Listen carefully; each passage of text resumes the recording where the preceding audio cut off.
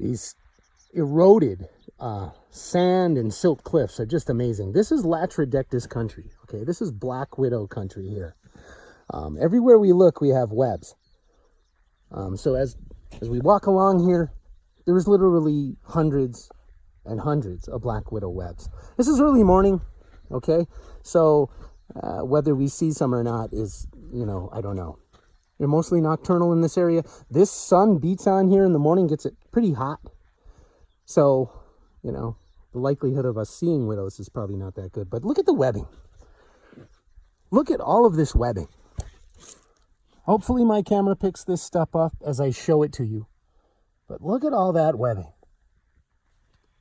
Just amazing stuff. And the strength of it is mind-blowing. And for me, just to imagine that not 12,000 years ago, these spiders weren't even here.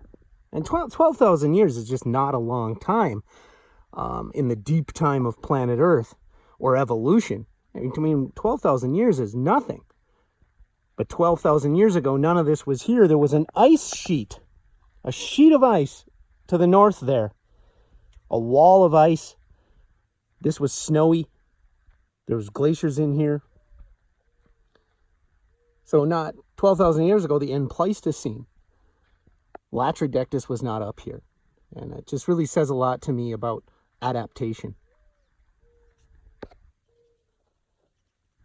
So this is Canyon Ferry Reservoir. Canyon Ferry Reservoir is man-made.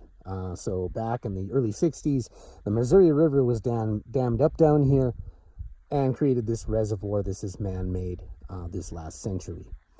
But if we go back to the end Pleistocene, 12,000 years ago, this was a lake again. It was the southern, this right here would be the southernmost portion of Glacial Lake, Great Falls.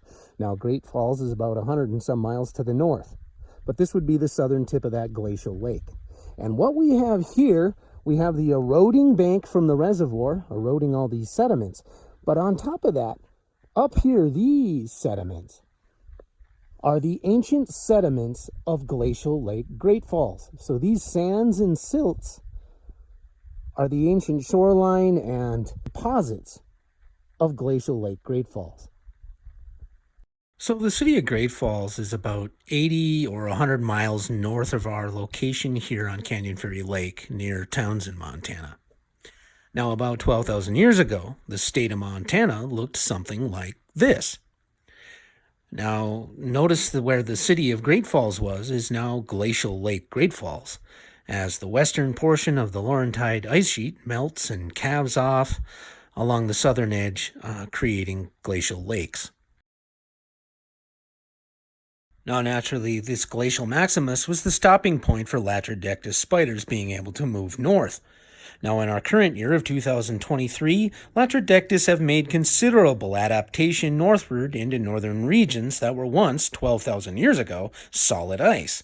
Notice the red line to the left of the image is roughly the current most northerly extent of the western black widow, Latrodectus hesperus, while the orange line to the right is roughly the extent to which Latrodectus variolus, the northern black widow, has moved north since the last glacial maximus some 12,000 years ago.